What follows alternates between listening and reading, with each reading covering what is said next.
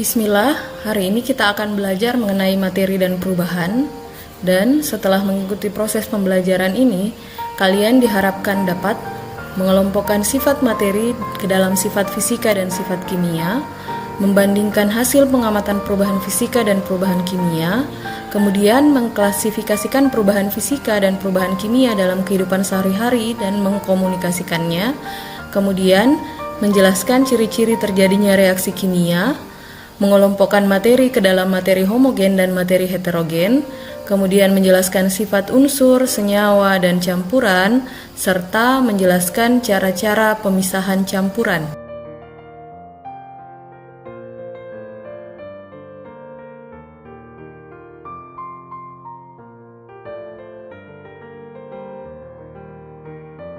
Nah, sebelum lanjut membahas mengenai materi atau zat dan perubahan, tentu saja kita harus mengenal terlebih dahulu apa itu ilmu kimia. Mungkin saja beberapa di antara kalian belum pernah mendengarkan istilah ilmu kimia sebelumnya, maka kita bahas dulu pengantar mengenai definisi dari ilmu kimia itu. Nah, ilmu kimia ini adalah bagian dari ilmu pengetahuan alam yang mempelajari segala sesuatu tentang materi atau zat. Nah, yang dipelajari tentang materi atau zat ini meliputi struktur zat, susunan zat, sifat-sifat zat, dan perubahan-perubahan yang terjadi pada zat tersebut, serta energi yang menyertai setiap perubahan yang terjadi. Selanjutnya kita akan bahas hubungan antara ilmu kimia dengan bidang lainnya. Jadi kimia ini sangat erat kaitannya dengan sektor-sektor bidang ilmu yang lain. Tapi di sini saya akan bahas 5 bidang saja. Jadi yang pertama misalkan pada bidang industri. Jadi ilmu kimia itu bermanfaat dalam proses penentuan ataupun analisis bahan dasar dari manufaktur atau industri, kemudian juga berperan dalam proses analisa produk jadi yang dihasilkan, kemudian juga selain itu bisa juga bermanfaat dalam proses-proses quality control dari suatu proses industri. Kemudian pada bidang pertanian, tentu saja kita pahami bersama bidang pertanian ini memerlukan zat yang kita sebut pupuk atau pestisida, dan di sini kimiawan sangat berperan dalam menentukan jenis-jenis pupuk ataupun pestisida atau kandungan-kandungan zat dalam pupuk yang akan bermanfaat untuk proses pertumbuhan tanaman misalkan. Nah, kemudian ada bidang farmasi. Di bidang farmasi ini tentu saja proses sintesis obat-obatan ataupun proses pembuatan vaksin ini tidak lepas dari peran ilmu kimia di dalamnya.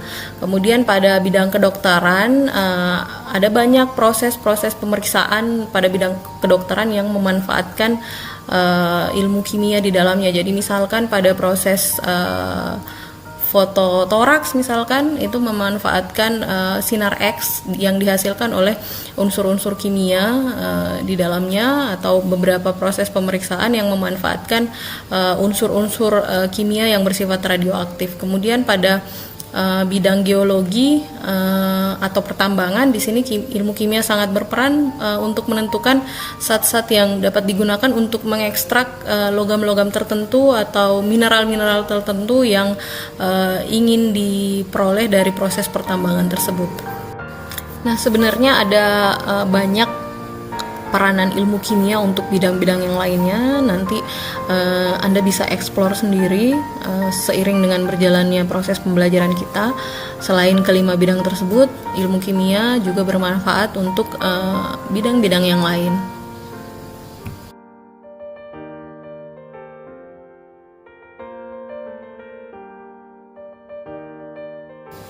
Nah, karena tadi ilmu kimia ini adalah ilmu yang mempelajari tentang materi atau zat, maka pembahasan kita kemudian kita lanjutkan tentang definisi dari materi atau zat itu sendiri.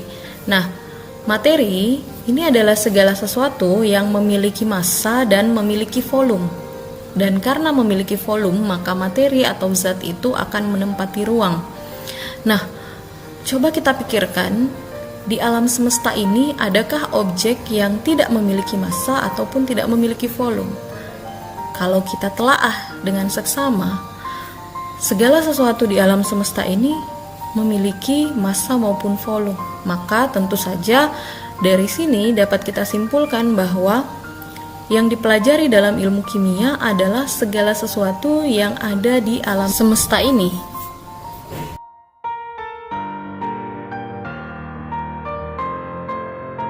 Selanjutnya kita akan bahas mengenai wujud materi.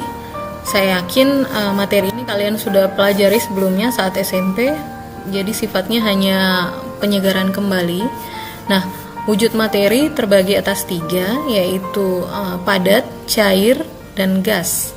Nah, perbedaan antara ketiga jenis zat ini, zat padat, cair, dan gas, ini bisa kita tinjau dari sisi bentuk dan volumenya. Jadi kalau zat padat itu memiliki bentuk dan volume yang tetap, sementara kalau zat cair memiliki volume yang tetap, tetapi bentuknya berubah-ubah tergantung pada wadah yang ditempatinya. Sementara untuk zat gas, ini volume maupun bentuknya berubah-ubah atau tidak tetap.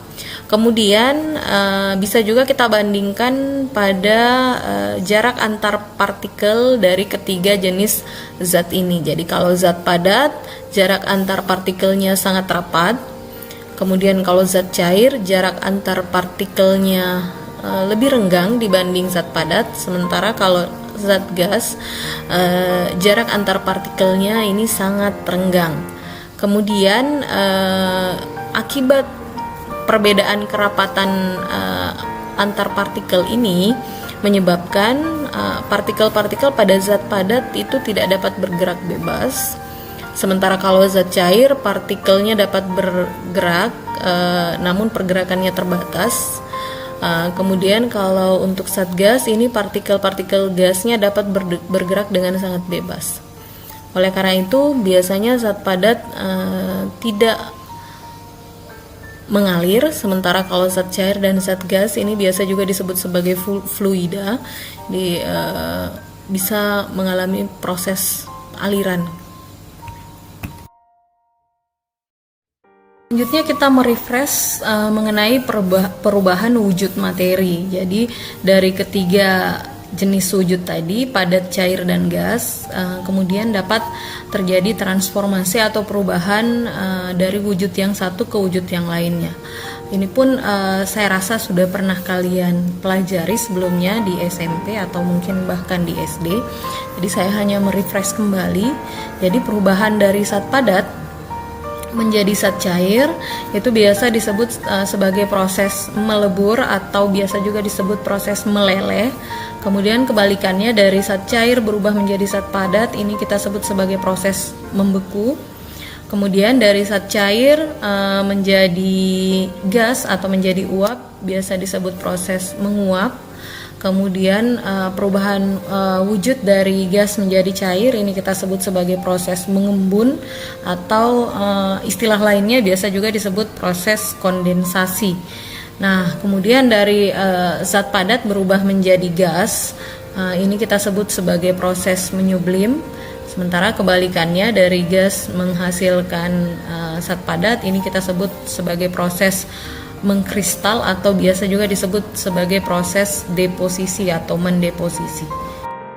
Selanjutnya kita akan bahas mengenai sifat materi. Nah, klasifikasi sifat materi ini didasarkan pada 2 kategori. Jadi kategori pertama membagi sifat materi ini berdasarkan kaitan atau hubungannya dengan jumlah atau ukuran materi. Dalam hal ini, sifat untuk kategori ini dibagi 2, yaitu yang pertama sifat intensif dan yang kedua adalah sifat ekstensif. Nah, kategori kedua ini membagi sifat materi berdasarkan pada perubahan yang terjadi pada materi atau zat. Nah, untuk kategori yang kedua ini, sifat materi dibedakan atas sifat fisika dan sifat kimia. Nah, kita bahas dulu kategori pertama yang membagi sifat materi berdasarkan kaitan atau hubungannya terhadap jumlah atau ukuran materi atau zat tersebut. Yang pertama yaitu sifat intensif. Sifat intensif adalah sifat yang tidak bergantung pada jumlah maupun ukuran zat. Artinya, jika ukuran atau jumlah materi atau zat itu berubah, maka sifat ini tidak akan mengalami perubahan. Ambil contoh di sini misalkan warna. Jadi misal nih, kita ambil kategori zat, misal daun. Daun ini kan memiliki sifat berwarna hijau, ya, secara umum ya. Jadi secara umum daun berwarna hijau. Kita mengambil satu helai daun atau 2 helai daun ataupun 3 helai daun, sifat warnanya tidak akan berubah, warnanya tetap hijau. Jadi meskipun jumlah atau ukuran benda tersebut berubah, sifat intensifnya itu tidak akan berubah. Contoh lain misalkan bau. Ambil contoh untuk sifat bau ini, misalkan kita ambil asam cuka. Jadi ngambil asam cuka 1 sendok dengan ngambil asam cuka 1 botol itu tidak akan membuat aromanya berubah dari aroma cuka menjadi aroma parfum misalkan.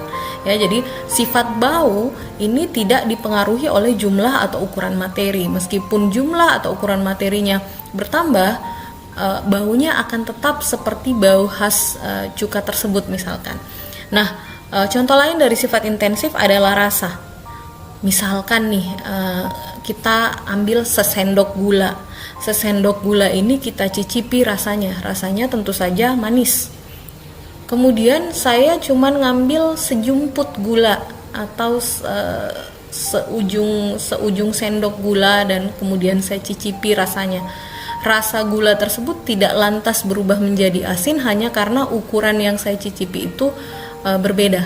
Nah, sehingga rasa ini termasuk contoh dari sifat intensif materi, tidak bergantung pada jumlah atau ukuran zat. Nah, sebaliknya sifat ekstensif ini adalah sifat dari zat atau materi yang sangat bergantung pada jumlah atau ukuran zat. Artinya jika jumlah zatnya berubah, maka sifat ekstensif ini juga akan berubah mengikuti perubahan ukuran atau jumlah zat tersebut. Jadi misal nih, saya ngambil 1 buah apel, saya timbang beratnya 100 gram misalkan. Nah, berat 100 gram dari 1 buah apel ini tentu saja akan berbeda jika saya mengambil 2 atau 3 buah apel. Ngambil 2 buah apel ini kemudian ditimbang, maka masanya pasti tidak 100 gram lagi. Masanya menjadi lebih besar, misalkan menjadi 200 gram. Demikian pula jika kita mengambil jumlah apel yang lebih banyak, maka massa atau berat ini merupakan contoh dari sifat ekstensif, yaitu sifat yang akan berubah-ubah tergantung pada jumlah atau ukuran zat.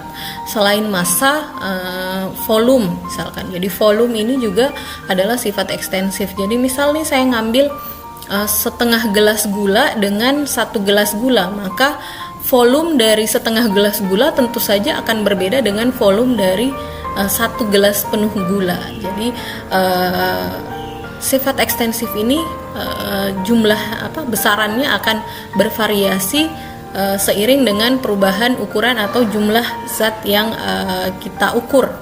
Nah, jadi tadi kita bisa bandingkan dengan sifat intensif. Jadi kalau sifat intensif itu baik jumlahnya berubah, maka sifat intensif ini akan tetap sama dengan jumlah yang sebelumnya. Yang berbeda mungkin hanya intensitasnya. Jadi misalnya di rasa, kita bikin teh dikasih sesendok gula dengan diberi 3 sendok gula. Rasanya akan tetap sama-sama manis, tapi bedanya ada yang manisnya biasa aja, ada yang manisnya sangat manis misalkan. Maka yang berbeda hanya intensitasnya. Oleh karena itu sifat intensif juga disebut sebagai sifat tersebut disebut sebagai sifat intensif karena perbedaan yang terjadi hanya dalam hal intensitasnya. Kita lanjutkan untuk pembagian sifat materi untuk kategori kedua, yaitu kategori adanya perubahan pada suatu zat atau materi. Nah, yang pertama yaitu sifat fisika. Sifat fisika ini adalah sifat yang dapat langsung kita amati tanpa harus mengubah susunan materi, atau tanpa harus menunggu suatu materi atau zat berubah dulu menjadi atau berubah menghasilkan zat yang berbeda atau zat yang baru. Jadi ini misal kita mengamati sebuah apel. Nah, dari pengamatan terhadap sebuah apel itu, saat kita bisa langsung mengamati sifatnya tanpa harus membuat apel ini berubah menjadi objek yang berbeda, maka sifat tersebut itu kita sebut sebagai sifat fisika. Jadi misal nih, dari satu buah apel saya bisa langsung mengamati, oh apel ini warnanya merah, maka warna ini adalah contoh dari sifat fisika, sifat yang langsung bisa kita amati dari suatu benda. Atau dari sebuah apel itu bisa langsung kita deteksi bau atau aromanya. Oh, aroma apel nih seperti ini, tanpa harus membuat apel ini berubah dulu. Jadi bau atau aroma ini contoh sifat fisika dari suatu zat. Atau misalkan dari satu buah apel itu saya naikkan ke timbangan, kemudian saya lihat, oh masanya 100 gram nih, maka massa ini adalah contoh sifat yang bisa langsung kita amati tanpa harus menunggu apelnya mengalami perubahan. Nah, jadi massa ini juga contoh sifat fisika. Kemudian volumenya, kita bisa ukur dengan menggunakan alat bantu mengukur volume, sehingga kita bisa tahu sebuah apel itu volumenya berapa. Nah, jadi massa, volume, warna, bau ini adalah contoh dari sifat fisika. Nah, contoh lain misalkan untuk zat air, misalkan saat kita panaskan, dia akan mendidih pada suhu 100 derajat Celcius. Nah, titik didih ini adalah sifat fisika. Jadi meskipun airnya berubah dari cair menjadi gas, tapi perubahan ini tidak lantas membuat air ini berubah menjadi NaCl misalkan. Jadi air tetap dengan komposisi yang sama, hanya yang terjadi hanyalah perubahan wujud. Jadi kalaupun terjadi perubahan, yang berubah hanya wujudnya, bukan susunannya, dan tidak menghasilkan zat baru. Maka titik didih ini kita sebut sebagai sifat fisika. Nah, selanjutnya untuk sifat kimia. Kalau sifat kimia ini kebalikan dari sifat fisika. Sifat kimia ini adalah sifat yang dapat kita amati jika terjadi perubahan suatu zat menjadi zat dengan susunan atau komposisi atau karakteristik yang berbeda. Jadi misal nih, kita mengamati besi yang lama-kelamaan berubah menjadi besi yang berkarat. Nanti setelah si besi ini mengalami perubahan menjadi zat yang berbeda. Jadi yang tadinya besi yang hitam legam kemudian berubah menjadi warna kecoklatan, maka berarti besi ini mengalami proses perkaratan. Dari situ kita menyimpulkan bahwa sifat kimia besi adalah mudah berkarat. Kemudian contoh lain misalkan kita mengamati apel. Apel ini setelah disimpan 2 minggu di luar kulkas misalkan, ini akan berubah menjadi busuk. Nah, kita bisa simpulkan bahwa sifat kimia dari apel ini adalah mudah membusuk nanti setelah si apel mengalami perubahan menjadi zat yang baru. Atau contoh lain, kertas. Kita tahu bahwa kertas ini memiliki sifat kimia mudah terbakar. Setelah kita bakar, kemudian si kertasnya berubah menjadi abu. Berarti kertas berubah menghasilkan materi dengan susunan yang berbeda. Maka mudah terbakar ini adalah merupakan sifat kimia. Jadi jika sifat itu bisa langsung kita amati tanpa membuat suatu zat berubah susunannya atau tanpa membuat suatu zat berubah menjadi zat yang baru, sifat tersebut kita sebut sebagai sifat fisika. Kalau suatu sifat nanti bisa kita amati setelah suatu zat berubah, mengalami perubahan menjadi zat yang berbeda atau menjadi zat yang baru, sifat tersebut kita sebut sebagai sifat kimia.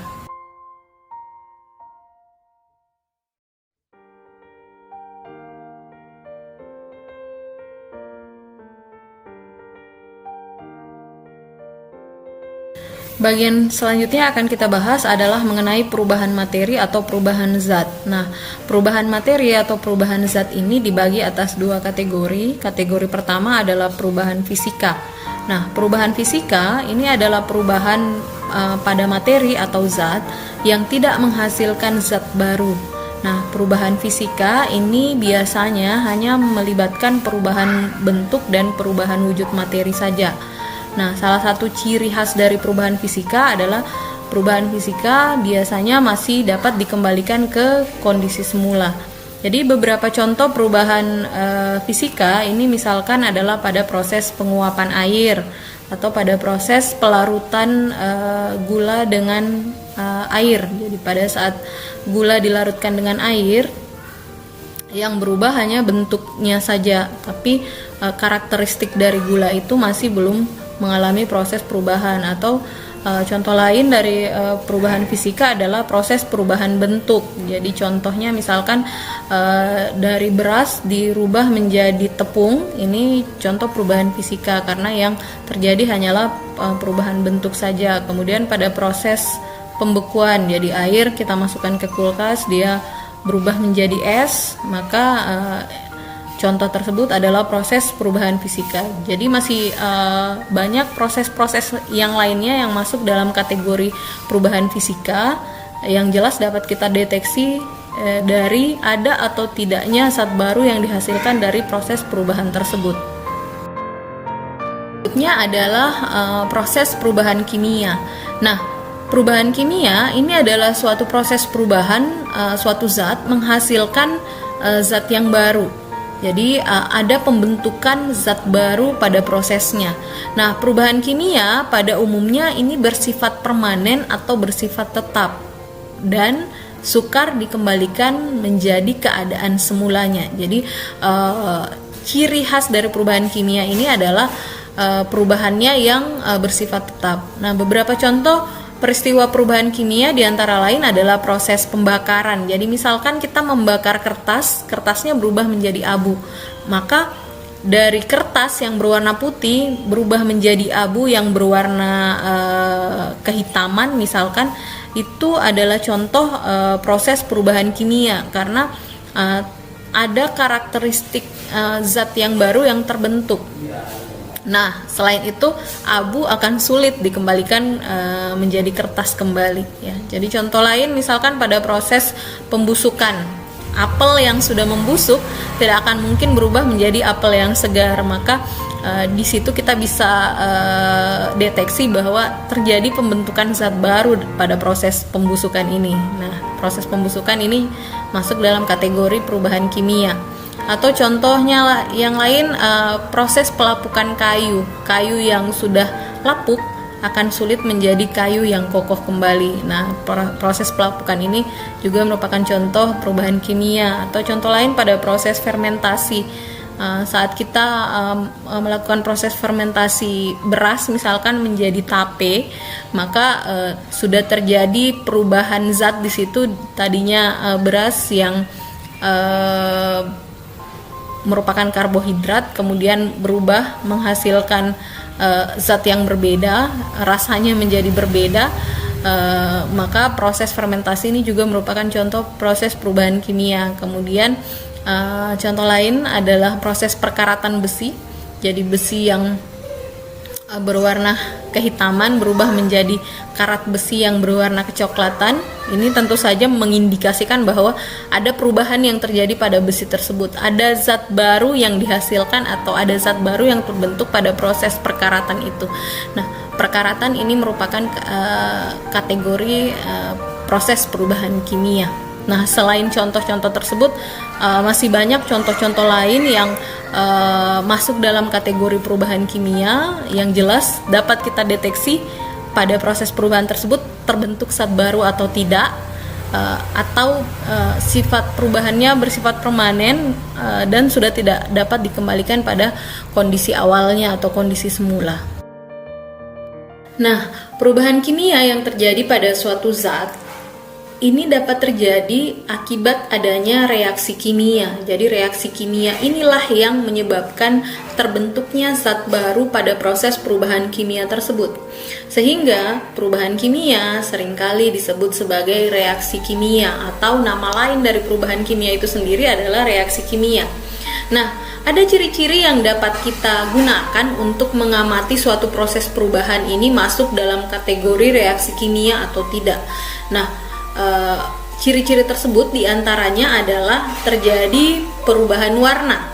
Jadi contoh misalkan pada proses perkaratan besi tadi, terjadi perubahan warna dari hitam legam menjadi berwarna kecoklatan atau berwarna merah bata. Nah, akibat proses reaksi kimia itu, ciri-ciri perubahan warna bisa kita amati pada proses perkaratan besi. Kemudian ciri-ciri yang berikutnya adalah terbentuk endapan. Nah, ambil contoh nih, misalkan pada proses pembusukan susu. Jadi saat kita bikin larutan susu, kemudian kita biarkan 2 hari tanpa diminum di luar kulkas misalkan, maka lama-kelamaan pada susu tersebut akan muncul endapan-endapan berwarna putih. Nah, ini juga salah satu ciri terjadinya perubahan kimia atau reaksi kimia. Kemudian ciri ketiga adalah terjadi perubahan suhu. Ambil contoh pada proses fermentasi. Misalkan pada proses pembuatan tape, kalau kalian pernah mengamati proses pembuatan tape, pada wadah pembuatan tape itu akan terasa hangat. Ini menunjukkan bahwa terjadi perubahan suhu pada proses pembuatan tape tersebut. Nah, itu juga adalah ciri-ciri terjadinya reaksi kimia. Kemudian yang terakhir, terbentuk gas. Nah, ya paling sering mungkin kita amati pada proses pembakaran. Pada proses pembakaran dihasilkan gas-gas yang bisa kita amati dalam bentuk asap misalkan. Nah, ini juga merupakan ciri dari reaksi kimia.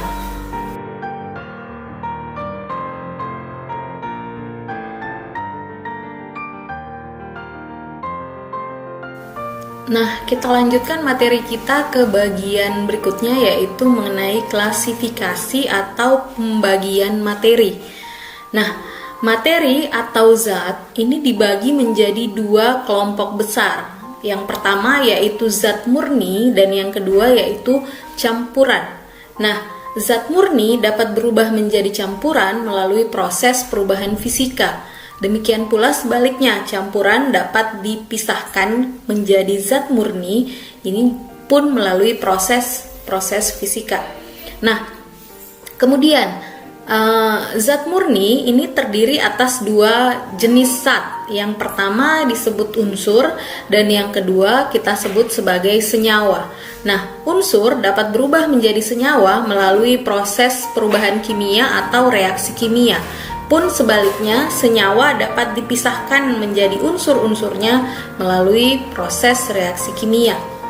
Nah, sementara campuran terbagi atas 3 jenis zat, yaitu larutan yang termasuk kategori campuran homogen, kemudian koloid yang masuk dalam kategori campuran heterogen, serta suspensi yang juga masuk dalam kategori campuran heterogen. Sementara unsur terbagi atas 3 jenis, yaitu unsur logam, unsur semi logam atau metaloid, dan unsur-unsur non logam.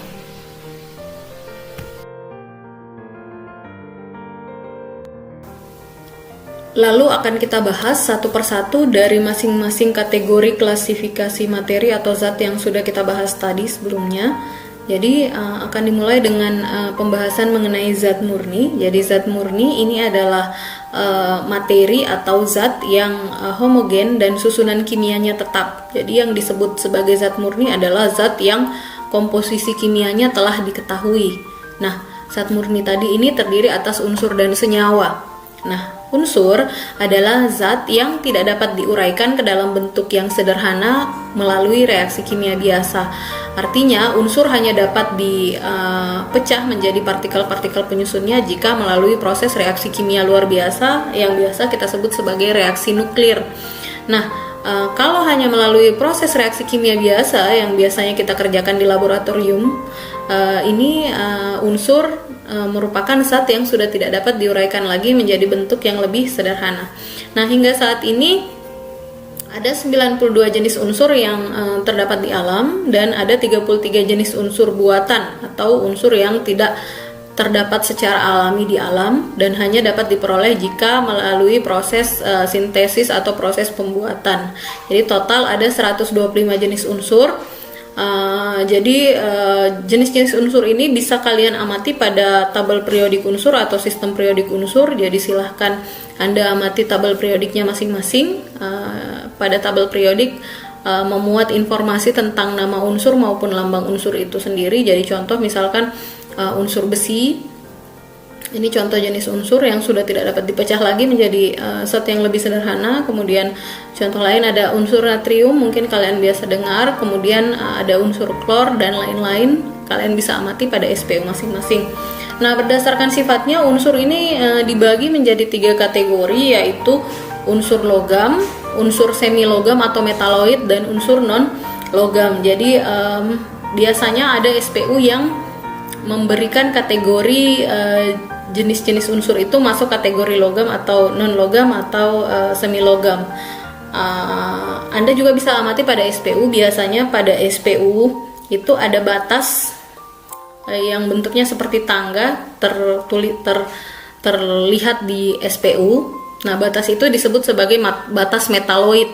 Jadi batas metaloid ini adalah batas pemisah antara unsur logam dan unsur non logam. Nah, biasanya unsur yang terletak di sebelah kiri batas metaloid itu kita sebut sebagai unsur logam. Kemudian yang terletak di sebelah kanan batas metaloid itu disebut unsur non logam. Sementara unsur yang bersinggungan dengan batas metaloid disebut sebagai unsur semi logam atau unsur metaloid. Nah, ini yang saya maksud tadi. Jadi pada susunan periodik unsur ada batas yang seperti tangga ini. Ini yang kita sebut sebagai batas metaloid. Nah, unsur-unsur yang terletak di sebelah kiri batas metaloid ini kita sebut sebagai unsur-unsur logam. Sementara yang terletak di sebelah kanan batas metaloid yang disebut sebagai unsur-unsur non-logam, dan yang tepat bersinggungan dengan batas metaloid itu yang disebut sebagai unsur metaloid atau unsur semi-logam. Kita bahas zat murni yang kedua, yaitu senyawa.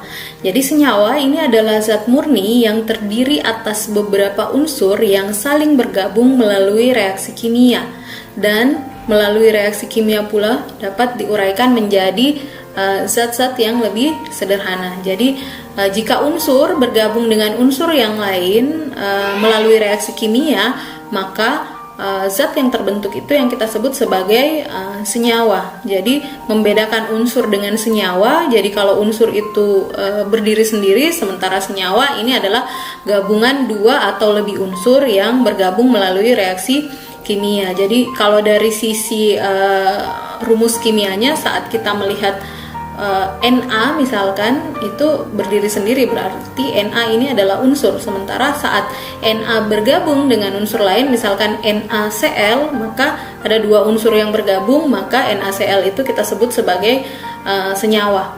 Nah, suatu senyawa terbentuk dari unsur-unsurnya itu selalu mengikuti hukum yang disebut hukum perbandingan tetap atau hukum Proust. Jadi menurut hukum Proust, perbandingan berat atau massa unsur-unsur penyusun suatu senyawa itu selalu tetap atau tidak pernah berubah. Jadi perbandingan, misalkan dalam senyawa NaCl, perbandingan antara natrium dengan Cl, perbandingan massanya itu selalu tetap. Makanya senyawa itu disebut sebagai bagian dari zat murni, karena zat murni itu adalah zat yang memiliki komposisi kimia yang tetap. Selanjutnya kategori materi yang kedua adalah campuran. Jadi setelah sebelumnya kita bahas mengenai zat murni, kali ini kita bahas mengenai campuran. Jadi campuran ini adalah materi atau zat yang tersusun atau terdiri atas dua atau lebih zat murni yang berbeda yang bergabung menjadi satu dan masih membawa sifat zat asalnya dan tidak memiliki komposisi yang tetap.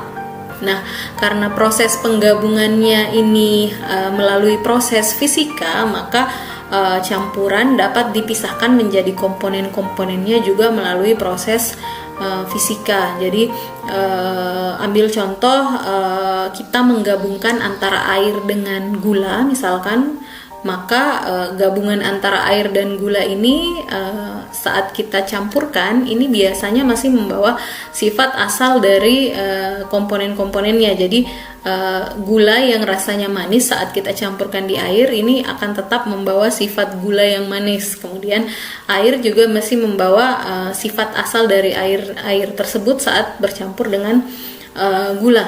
Nah, jenis campuran ini ada 3, yaitu larutan, koloid, dan suspensi. Untuk membedakan ketiga jenis campuran ini, kita tinjau satu persatu perbedaannya masing-masing. Jadi kalau larutan itu terdiri atas satu fase, jadi komponen-komponennya ini biasanya bercampur secara homogen. Makanya larutan juga masuk dalam kategori campuran homogen.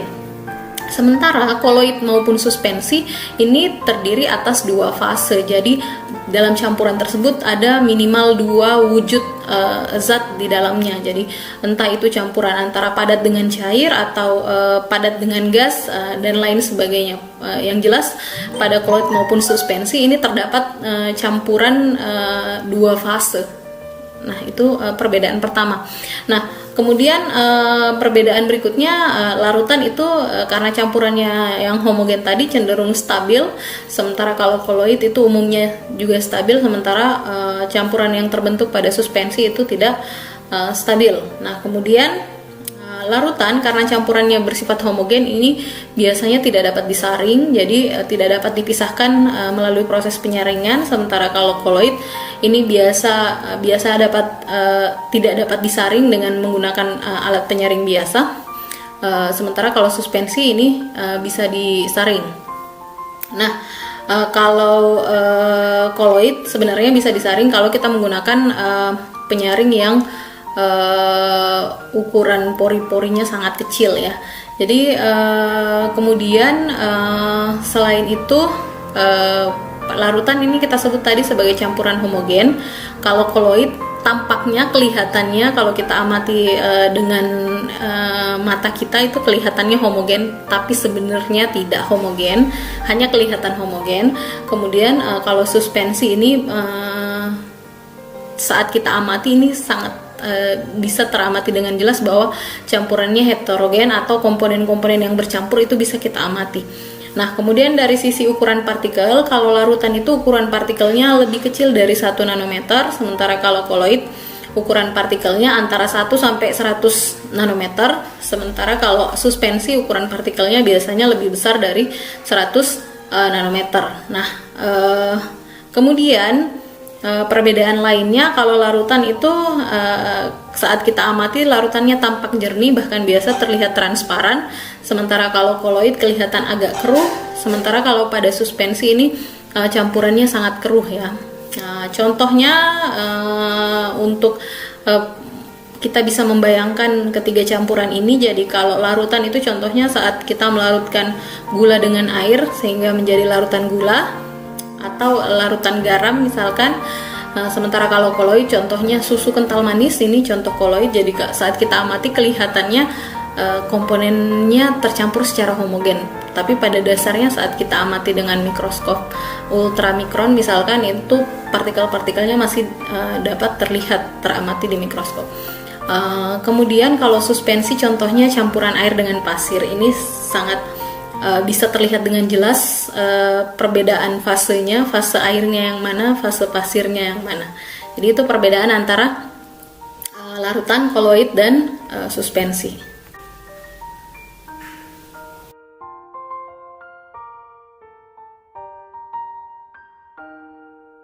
Nah, selanjutnya kita akan bahas bagian terakhir dari pembahasan materi dan perubahan. Jadi bagian terakhir ini adalah pemisahan campuran. Jadi proses-proses pemisahan campuran ini biasanya merupakan proses-proses fisika. Jadi kurang lebih saya akan menjelaskan 5 jenis proses di sini, tapi sebenarnya di luar dari 5 proses pemisahan campuran yang saya jelaskan masih ada banyak proses-proses pemisahan lainnya yang terjadi yang bisa dilakukan untuk memisahkan komponen-komponen pada campuran. Jadi saya mulai dari filtrasi. Jadi proses filtrasi atau biasa juga disebut proses penyaringan ini adalah cara pemisahan untuk memisahkan komponen zat padat dari cairan menggunakan bantuan saringan atau filter yang berpori. Jadi hasil saringannya nanti disebut sebagai filtrat dan zat yang tertinggal pada penyaring itu disebut sebagai residu. Jadi kalau di laboratorium kita biasa menggunakan alat corong kaca yang diberi kertas saring pada corong tersebut untuk berfungsi sebagai filter atau penyaring untuk memisahkan komponen zat padat atau endapan dengan cairannya. Nah, proses yang berikutnya adalah proses kristalisasi. Jadi proses kristalisasi ini adalah suatu proses pemisahan untuk memperoleh zat padat yang terlarut. Jadi untuk memisahkan zat padat yang terlarut dari pelarutnya ini. Biasanya proses ini dilakukan dengan proses menguapkan pelarutnya sehingga nanti yang tertinggal adalah zat padatnya. Nah, contohnya pada proses pembuatan garam dari air laut ini proses kristalisasi biasa digunakan, atau untuk membuat gula tebu dari cairan tebu. Jadi kalau pada proses kristalisasi ini dilakukan proses pemanasan agar pelarut menguap sehingga tertinggal zat padat yang kita inginkan pada wadah kristalisasi tersebut. Nah, proses kristalisasi ini biasa juga disebut sebagai proses evaporasi. Jadi istilah evaporasi maupun kristalisasi bisa digunakan untuk menjelaskan proses pemisahan campuran dengan menguapkan pelarutnya. Nah, proses berikutnya adalah proses kromatografi. Jadi pada proses kromatografi ini pada dasarnya merupakan proses pemisahan campuran berdasarkan perbedaan kecepatan distribusi zat-zat terlarut yang bergerak bersama-sama dengan pelarut. Jadi pelarutnya ini biasa kita sebut sebagai fase gerak yang bergerak pada permukaan suatu zat penyerap, dan zat penyerap ini biasa disebut sebagai fase diam. Jadi perbedaan distribusi zat-zat terlarut pada pelarut maupun fase diam atau zat penyerap ini yang akan menyebabkan komponen-komponen dalam suatu campuran itu dapat terpisah. Nah, contoh penerapan metode kromatografi ini biasanya digunakan untuk proses pemisahan zat-zat warna. Proses pemisahan campuran selanjutnya adalah proses destilasi atau proses penyulingan. Jadi proses destilasi ini merupakan cara pemisahan campuran yang didasarkan pada perbedaan titik didih komponen-komponen dalam campuran. Jadi tujuannya untuk memperoleh zat yang lebih murni. Jadi metode destilasi atau penyulingan ini digunakan untuk memisahkan zat-zat penyusun dalam campuran yang biasanya berupa zat-zat cair yang saling bercampur membentuk larutan. Jadi contoh misalkan untuk memurnikan alkohol dari larutannya biasanya proses destilasi ini dimanfaatkan. Kemudian proses pemisahan berikutnya adalah proses sublimasi. Jadi proses pemisahan ini untuk memisahkan suatu zat yang mudah menyublim dari campurannya. Jadi biasanya digunakan untuk memurnikan zat-zat yang mudah menyublim. Jadi caranya itu dilakukan dengan memanaskan campuran dalam sebuah cawan, dan di bagian atas cawan diletakkan suatu kaca pendingin untuk menampung uap yang terbentuk. Uap yang tertampung pada dinding kaca tersebut nanti akan menyublim sehingga berubah menjadi zat padat. Maka komponen-komponen yang mudah menyublim tersebut dapat dipisahkan dari komponen campuran lainnya. Jadi proses ini biasanya digunakan untuk proses pemurnian kapur barus atau misalkan untuk proses pemurnian iodin.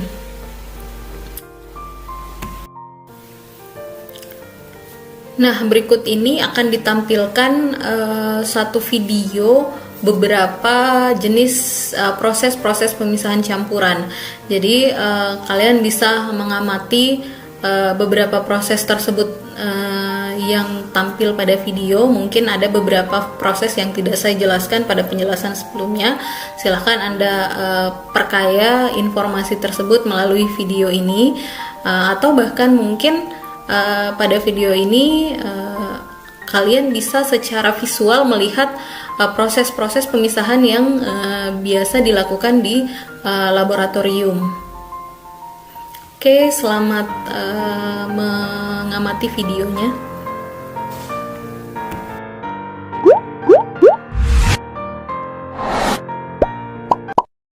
Halo semuanya, kembali lagi di channel Halo Edukasi. Pada kesempatan kali ini, kita akan membahas mengenai macam-macam pemisahan campuran. Pemisahan campuran merupakan zat yang dibuat dengan menggabungkan dua atau lebih zat yang berbeda tanpa adanya sebuah reaksi kimia. Karena banyaknya zat yang ada, pemisahan campuran dibagi menjadi beberapa jenis, yaitu filtrasi. Filtrasi merupakan metode untuk memisahkan cairan dengan padatan.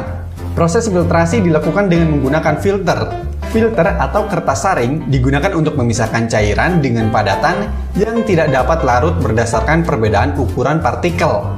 Contoh dari filtrasi yaitu pemisahan kelapa dengan santan atau pemisahan bubuk kopi dengan air. Dekantasi. Dekantasi merupakan metode yang sama dengan filtrasi, yaitu untuk memisahkan cairan dengan padatan. Proses dekantasi dilakukan dengan cara menuang cairan secara perlahan, sehingga padatan akan tertinggal di dalam wadah. Proses dekantasi memang lebih cepat daripada filtrasi, namun hasilnya kurang efektif, karena ukuran zat padat masih lebih besar. Contoh dari dekantasi yaitu memisahkan air dengan pasir. Sentrifugasi. Sentrifugasi merupakan metode yang digunakan untuk pengganti penyaringan partikel padat yang halus dan jumlah campurannya lebih sedikit. Proses sentrifugasi ialah dengan cara memasukkan cairan ke alat sentrifugasi, lalu partikel-partikel kecil yang ada akan mengendap ke bawah dan cairan tersebut akan berubah wujud. Contoh dari sentrifugasi adalah pemisahan susu menjadi susu krim dan pemisahan bubuk kapur dari air. Evaporasi. Evaporasi merupakan metode untuk memisahkan zat padat yang terlarut dari larutannya berdasarkan perbedaan titik didih. Proses evaporasi menggunakan teknik penguapan. Contohnya seperti siklus hujan. Larutan garam di laut akan menguap di bawah terik matahari dan meninggalkan garam. Ekstraksi. Ekstraksi merupakan metode yang digunakan untuk memisahkan suatu zat berdasarkan perbedaan kelarutan zat terlarut di dalam pelarut yang berbeda. Proses ekstraksi dilakukan dengan cara penyarian. Contoh dari ekstraksi yaitu proses mengekstrak jus dari tanaman. Distilasi. Distilasi merupakan metode pemisahan campuran zat cair dari larutannya berdasarkan titik didih. Proses distilasi dilakukan dengan cara penyulingan. Larutan dipanaskan, lalu komponen titik didih yang lebih rendah akan menguap. Contoh dari distilasi yaitu pemisahan air tawar dengan air laut dan pemisahan minyak bumi. Sublimasi. Sublimasi merupakan metode pemisahan campuran pada sesama zat padat berdasarkan perubahan wujud zat. Proses sublimasi dilakukan dengan cara menyublim. Zat padat yang menyublim akan berubah wujud menjadi gas atau malah sebaliknya, lalu dipisahkan dengan zat padat yang tidak bisa menyublim. Contohnya, yaitu memisahkan pasir dari kapur barus. Rekristalisasi. Rekristalisasi merupakan pemisahan campuran dengan cara mengkristalkan atau mengendapkan zat terlarut dalam larutan yang awalnya berupa cairan. Proses rekristalisasi menggunakan suhu rendah untuk membuat cairan yang mengendap atau dengan cara melarutkan kristal dalam pelarut, kemudian mengkristalkan kembali. Contoh rekristalisasi yaitu proses pembuatan garam yang dilakukan oleh penambang di tepi pantai. Corong pisah. Corong pisah merupakan alat yang digunakan untuk memisahkan dua cairan yang tidak bisa larut. Cara kerja corong pisah dengan memasukkan dua cairan kemudian dibiarkan berdiri beberapa saat hingga membentuk dua lapisan dengan cara terpisah. Contoh yang menggunakan corong pisah yaitu memisahkan air dengan minyak. Kromatografi. Kromatografi merupakan metode pemisahan campuran yang terjadi karena perbedaan kelarutan zat-zat dalam pelarut. Cara kerja kromatografi yaitu suatu zat akan lebih dahulu larut dalam pelarut dan kurang terabsorpsi, kemudian akan bergerak lebih cepat. Contoh kromatografi biasanya dilakukan untuk menguji bahan pewarna yang digunakan dalam makanan atau untuk menguji tinta yang digunakan pada pemalsuan dokumen. Nah, itulah tadi macam pemisahan campuran. Semoga penjelasan ini bermanfaat dan menambah pengetahuan. Jangan lupa untuk like, komen, subscribe, dan nyalakan lonceng notifikasi agar tidak ketinggalan video-video dari Halo Edukasi. Sampai jumpa.